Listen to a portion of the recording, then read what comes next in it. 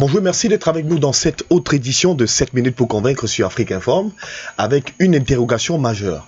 Guy Parfait Songhai est-il un malade mental? La question va nous préoccuper tout le long de ce débat avec l'invité précisément qui a accepté répondre à nos questions pour le cadre de cette édition spéciale de 7 minutes pour convaincre.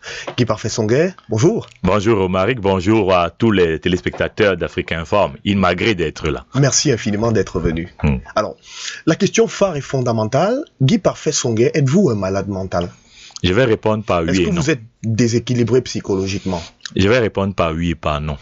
Oui, pour toutes les personnes qui ne comprennent rien aux choses spirituelles, il est bien écrit dans la parole que les choses de l'esprit sont folie pour ceux qui sont les hommes animaux.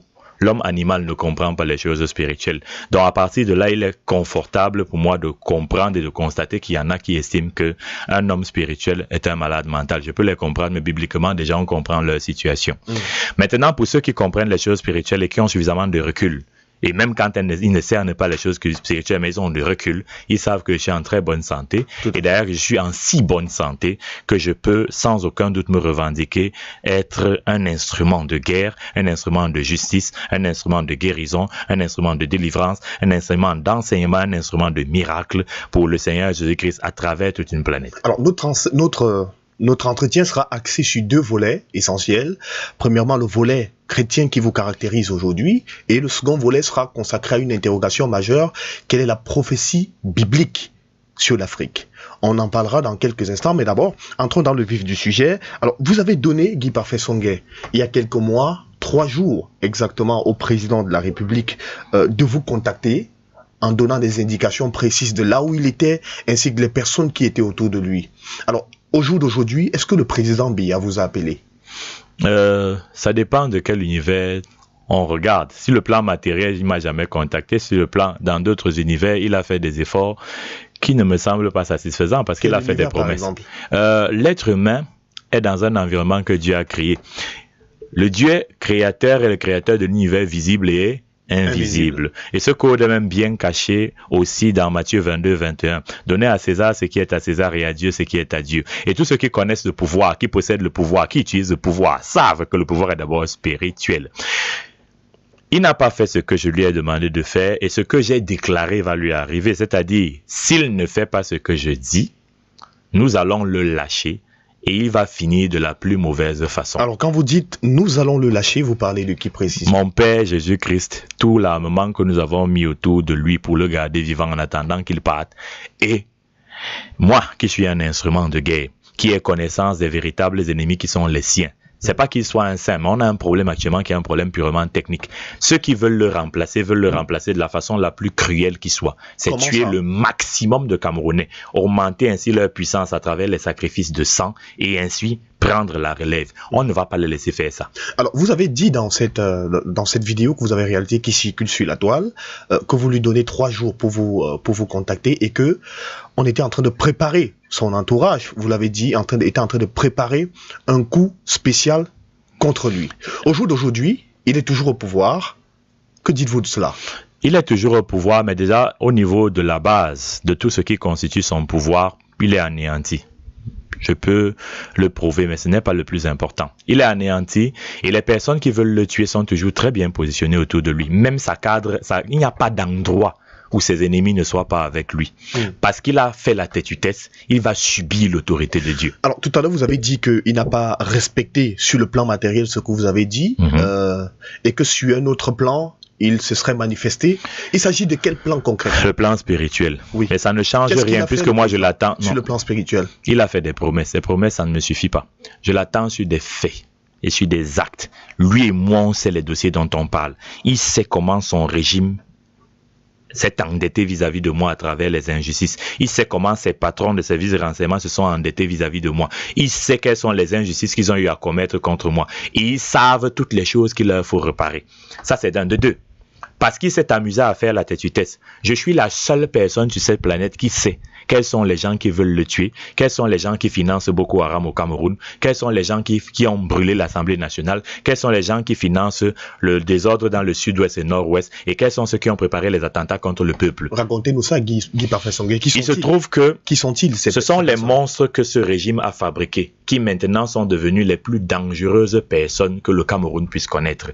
Et ces personnes, n'ayant pas trouvé les moyens les plus faciles de faire tomber le chef de l'État actuel, ils ont trouvé les méthodes les plus explosives, les plus terribles que l'on puisse penser. Alors, sur Canal 2 International, il y a quelques jours, vous avez affirmé que tous les dirigeants camerounais qui financent la secte terroriste Boko Haram, qui financent les troubles dans la partie anglophone du Cameroun et qui ont incendié l'Assemblée nationale, vont tous mourir en 2018. Vous parlez de qui concrètement? Ils sont plus de 70 au total. Ce sont des gouverneurs en fonction. Peut-on avoir quelques noms? Je ne donnerai pas le nom. J'attends qu'ils meurent ou je vais donner une conférence de presse spécialement pour étaler les faits. Ils sont des gouverneurs en fonction, pour beaucoup. Ils sont des ministres en fonction, des anciens ministres, parmi lesquels certains en prison. Ceux qui sont en prison sont nombreux à être intéressants parce qu'ils ont de l'argent. Ils sont des colonels, des généraux, ils sont des hommes d'affaires véreux, etc. Donc, il y en a beaucoup même qui sont les proches du président de la République au niveau structurel, au niveau organisationnel. Oui. Tout son système est pourri. Je voulais lui donner la possibilité d'arranger ce problème. Il a fait la tête dure par orgueil. On ne fait pas l'orgueil devant l'autorité de Dieu. Alors, j'ai envie de vous demander, Guy Parfait-Songué, comment faites-vous pour connaître tout cela? Ça, c'est la chose la plus normale. Je suis le fils de mon père. Dieu me parle et me donne les dossiers qu'il veut que je connaisse. Je peux savoir tout sur tout ce que Dieu estime que je dois savoir. Matériellement comme spirituellement. Voilà, matériellement comme spirituellement. Par exemple, quand je dis au président de la République, moi je suis aux États-Unis, lui est à Genève, je lui dis dans quel hôtel il est. Ça, au moins, tout le monde peut le savoir. Maintenant, je lui dis les suites dans lesquelles il est. Je lui dis le nombre de personnes qui sont camp ennemi. Je dis son camp ennemi, c'est-à-dire ses ennemis personnels, oui, qu'il ne connaît pas, qui sont avec lui en mission. Ce genre d'informations, un homme ne peut pas les avoir. Quand je lui dis comment les armes vont entrer au Cameroun, à ce moment, parce que les gens ont vu des armes entrer après, ils se sont rappelés de moi, les conteneurs, tout ça. J'ai les informations. Lorsque je dis à une conférence de presse le 20 décembre, l'enregistrement est disponible sur Facebook jusqu'à présent sur mon mur, qu'on a voulu l'assassiner lors de son dernier séjour en France, un bref séjour, et que j'ai brisé le bras de celui qui voulait l'assassiner parce qu'il faut qu'il meure à l'étranger. Personne n'est venu discuter avec moi. Et c'est pas la première fois que lui, cet homme, qui est chef de l'État au Cameroun aujourd'hui, je le sauve d'un coup d'État. Depuis que vous faites vos sorties, est-ce que il vous est déjà arrivé d'être menacé par le gouvernement camerounais? Ils ont essayé, sur les 73 hommes qu'ils ont envoyés au total, dont 32 aux États-Unis, ceux qu'ils ont envoyés pour m'arrêter à l'aéroport et ceux qu'ils ont envoyés pour que je fasse pas la croisade au Cameroun, sur les 73, les 73 sont morts. Qui les a envoyés? Bon, il y avait les corps de la garde présidentielle, les corps de la police, il y a les corps du BI. Bon, c'est ceux qui gouvernent, ils ont essayé de voir, sauf qu'ils ne savaient pas que Dieu que je sers est un Dieu vivant, c'est-à-dire il agit. Et on est juste aux échauffements. Ils peuvent cacher l'assassinat de quelques militaires et policiers, ils ne cacheront pas l'assassinat des dignitaires d'un pays qui vont mourir en quelques semaines. Alors, il y a quelques mois, vous avez fait marcher un enfant qui était passé sur le plateau de regard social sur Equinox. Comment le cas de cet enfant, est-il arrivé à vous? J'étais à l'émission et j'ai dit à la mère de cet enfant, puisque moi j'ai vu l'élément étant assis sur le plateau. Oui. J'ai dit à la mère de cet enfant qu'il faut me chercher. Elle est venue à moi la veille, puisqu'il y avait croisade. Je lui ai dit, mais toi, tu es censé m'emmener un enfant. Elle a dit oui. Le lendemain, elle est venue à l'enfant. Quand elle est venue à l'enfant, j'ai oublié. Ils sont très nombreux devant moi. Ils sont des centaines quand je fais un culte, sans compter qu'ils sont des milliers à l'international à suivre le direct. Oui. J'avais déjà tout fini. Je me suis même changé, puisque je m'étais changé pour aller faire les baptêmes. C'est là où l'une de mes filles spirituelles me dit que papa, le Seigneur demande de traiter l'enfant là. Je me suis rappelé, c'est pourquoi on me voit en tenue débraillée, puisque moi j'allais me jeter dans l'eau pour faire les baptêmes. Je l'ai regardé, en fait, cet enfant avait une araignée dans la colonne vertébrale, pour être honnête, pour que vous compreniez techniquement. Cette araignée, le scanner ne peut pas la voir, mais elle est là. Il avait une araignée dans la colonne vertébrale, et cette araignée paralysait cet enfant, et en plus il y avait beaucoup de poison dans son corps, dans le bassin. J'ai tué l'araignée, elle est brûlée, et à partir du moment où j'ai brûlé la source de la paralysie, je lui ai dit, lève-toi.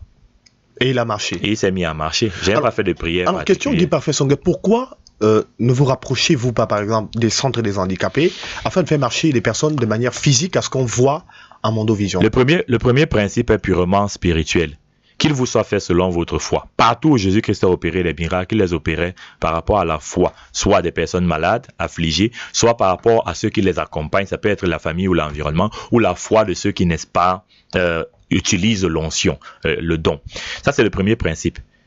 On ne fait les guérisons, les miracles, les délivrances que par rapport à la foi des personnes. Donc, je ne vais pas courir pour chercher les gens qui ont la foi, c'est à eux de venir à moi. Maintenant, pourquoi venir à moi?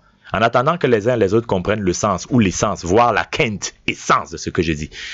Il vaudrait mieux que ceux qui ont un peu de recul me voient tel que je suis. Je ne suis pas qu'un apôtre hors classe, je suis un roi. Un roi ne court pas après. Vous avez d'ailleurs dit que vous êtes général. Je suis général des généraux sur Terre. Nous sommes 7 généraux sur Terre. Il y a des hommes de Dieu sur toute la planète. Nous sommes 7 généraux sur Terre. Et les 7 généraux sont d'Afrique subsaharienne. Oui. Il n'y a pas de généraux de Dieu ailleurs qu'en Afrique subsaharienne. Guy Parfait Songhai, avez-vous entendu parler de Dieu Nodor Kamdem?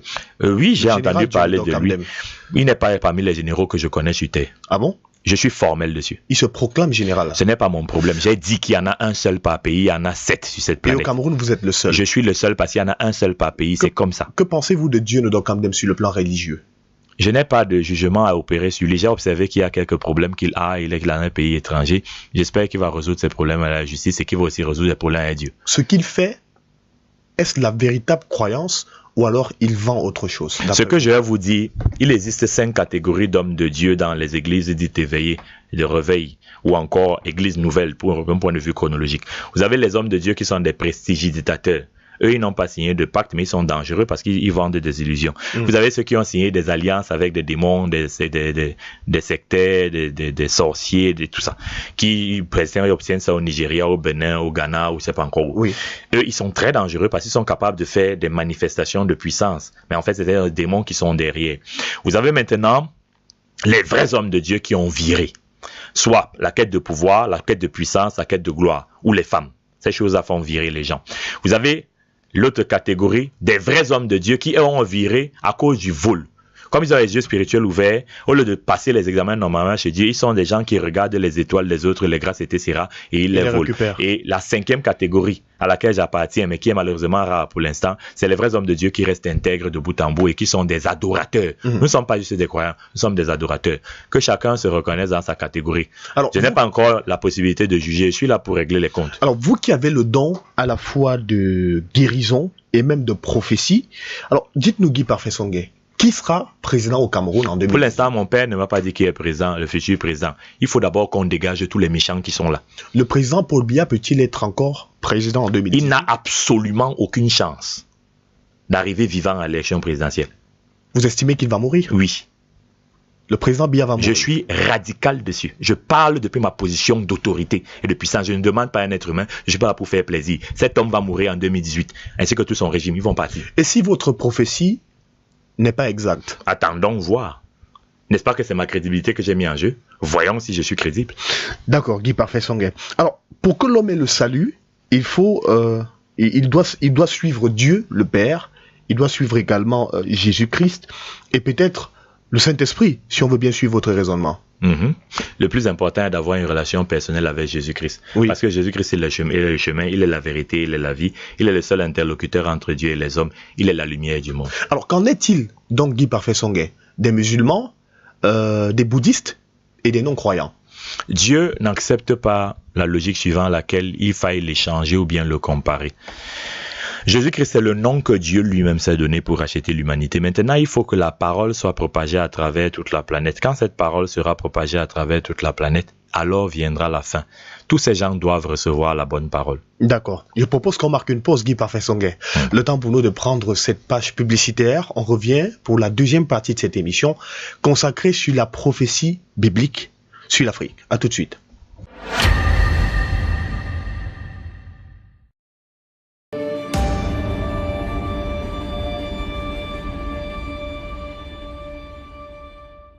Pour cette deuxième partie de cette émission spéciale 7 minutes pour convaincre, nous sommes toujours avec Guy Parfait Songhai, notre invité de cette semaine.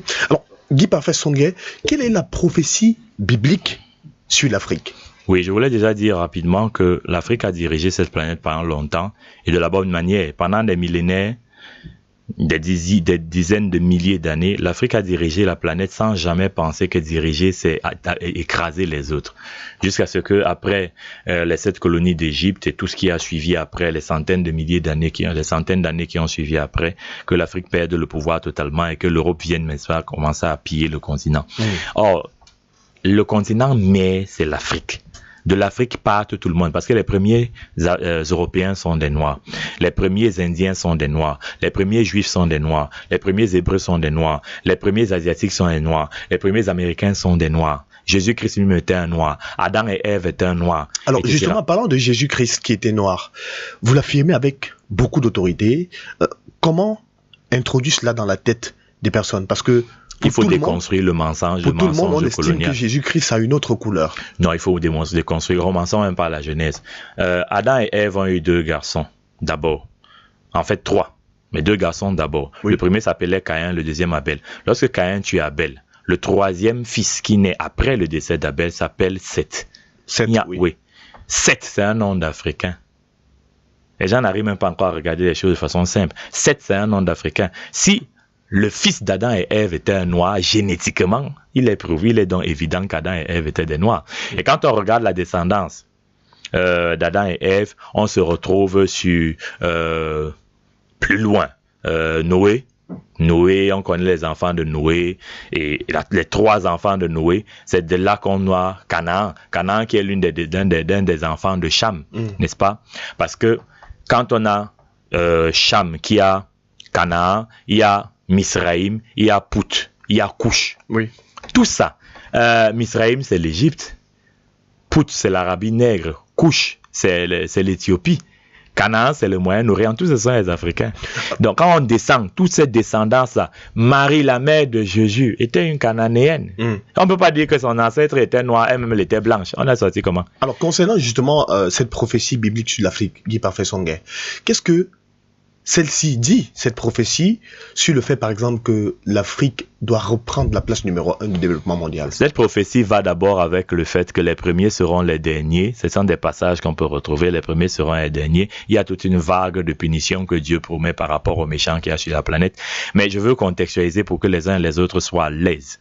Puisque moi, j'ai un rôle qui est lié à l'Apocalypse. Nous sommes en train de vivre l'Apocalypse. Le Seigneur a dit à plusieurs hommes de Dieu où je suis dans l'Apocalypse. Il a parlé de l'Apocalypse 12, verset 5. Et il a parlé d'Apocalypse 14, le verset 14 à 16. Le travail que j'ai à faire, c'est de paître les nations de façon à ce que le peuple de Dieu revienne à Jésus-Christ. Bon, maintenant, l'Afrique, dans cette réorientation, doit être le continent qui gouverne de nouveau et qui va désormais décider de l'ordre du monde selon les critères de Dieu, selon les critères de Jésus-Christ qui est Dieu. Le reste, tel qu'on le voit aujourd'hui, va disparaître. C'est pourquoi l'Afrique a toute la puissance militaire et spirituelle. C'est pourquoi l'Afrique a tous les généraux là. Parce qu'il faut que cette guerre soit remportée par l'Afrique et depuis l'Afrique. Mais est-ce que le spirituel suffira face aux puissances occidentales qui sont suffisamment militarisées? Oh, quand vous comprenez la puissance militaire qu'il y a sur le plan spirituel et que vous savez le principe de l'inopposabilité de l'univers matériel sur le monde spirituel, vous savez que le spirituel d'abord domine et décide sur le matériel. Comment sur le plan spirituel, les Africains par exemple vont se constituer et seront susceptibles par exemple d'enrayer une attaque à la bombe chimique ou à l'arme nucléaire? Écoutez, on a envoyé des hommes me tuer. C'est spirituellement qu'ils ont été tués. Ils sont morts physiquement. Est-ce que l'armement physique, c'est quelque chose? Ça, c'est des détails. Si nous avons l'armée pour mettre de l'ordre dans un pays, l'armée spirituelle, et c'est même pas nouveau. Élie a eu cette affaire où il montrait aux gens que, mais vous croyez que physiquement, ils ne sont pas nombreux. Il a demandé à Dieu d'ouvrir les yeux de son disciple. Le disciple a rendu compte que le nombre des chars de Dieu était plus important que les militaires en face. Mais c'est la même réalité d'aujourd'hui. Donc, depuis l'autorité spirituelle, on est capable de mettre de l'ordre, on est capable d'établir la justice. Maintenant, les hommes qui vivent dans nos sociétés doivent savoir qu'il y a une dimension spirituelle de citoyenneté, d'engagement, de responsabilité, de devoir. Il y a aussi une dimension matérielle. Donc, il ne faut pas que les gens croisent les bras en disant que le spirituel va tout faire. Encore qu'il faudrait qu'ils comprennent pleinement quel est leur rôle au niveau spirituel. Et ils ne peuvent pas comprendre quel est leur rôle au niveau spirituel s'ils ne comprennent pas qu'il y a une relation à construire et que ce n'est pas une affaire de religiosité, mais c'est une affaire d'intimité entre Dieu et eux. Concernant cette prophétie biblique sur l'Afrique, est-ce que vous, aujourd'hui, Guy Parfait Songhai, vous êtes le pendant de Jésus-Christ sur la terre? Oui, si on entend par pendant son principal premier représentant. Je suis l'homme de Dieu. Après Jésus-Christ, c'est vous. Je suis son instrument le plus puissant. Il y a des hommes de Dieu sur cette planète, il y en a beaucoup. Mais en termes de puissance et de représentativité directe, le Christ veut que quand on me regarde, qu'on le voit, parce que je suis son instrument, je suis sa propriété exclusive. Oui. Je suis son instrument de justice, de guérison, d'évangélisation, dans tout le monde entier. Oui, c'est pourquoi il a dit partout, que partout où je rencontre des hommes de Dieu, qu'ils sachent que je suis leur supérieur hiérarchique. Et c'est pourquoi moi seul peux faire les transferts d'onction aux autres. Et sur le plan politique, Guy Parfait Songué, comment l'Afrique parviendrait-elle à se développer politiquement? Il n'y a pas de développement sans d'abord base spirituelle. Quand la base spirituelle va être reconstituée et on est en train d'y travailler, alors les peuples vont avoir de plus en plus une cohérence structurée sur la base des priorités bibliques. Et la loi même va être changée sur la base des priorités bibliques, comme à l'époque. Et les structures judiciaires, les juges seront les juges de Dieu. Les structures économiques vont être plus indépendantes par rapport à ces systèmes sectaires qui sont installés partout aujourd'hui. Est-ce que cette prophétie biblique, Guy Parfait Songué, fera en sorte que les pays du Maghreb, d'Afrique, se rallient par exemple aux pays chrétiens d'Afrique subsaharienne pour que l'Afrique aille désormais en rang uni? Le regroupement ne doit pas d'abord être vu sur le plan des relations internationales traditionnelles. Il doit être vu sur la base d'une unicité de la foi en Jésus-Christ. Il y a des pays qui vont disparaître. Et c'est trop loin comme thème. Je préfère d'abord qu'on commence à ce que les gens apprennent à construire une relation d'amour avec Dieu. Parce que ce n'est que dans la relation d'amour qu'on comprend même la guerre. C'est par amour que un époux protège son époux, c'est par amour qu'un père protège ses enfants. Alors, pour le cas du Cameroun spécifiquement, puisqu'on a à la fois des chrétiens et des musulmans, comment cette transition va se faire pour qu'ensemble, sur le plan religieux et spirituel, on se mette? Cette année 2018, à cause du niveau de puissance à laquelle Jésus-Christ va m'utiliser, il va utiliser pas mal d'autres hommes de Dieu. Il y a beaucoup de musulmans qui vont commencer à croire en Jésus-Christ. Il y a beaucoup de bouddhistes qui croient. Comme chaque année, il y a beaucoup de musulmans qui se transforment en religieux. Ça va être beaucoup de religieux qui se transforment en musulmans. Oui, ça va être plus fort cette année. Parce que le niveau de puissance et de démonstration va être tel que beaucoup de gens vont chercher Jésus-Christ. D'accord. Merci infiniment, Guy Parfait Songué. On va sortir par une dernière question dans cet entretien. Vous dites être le général de Dieu.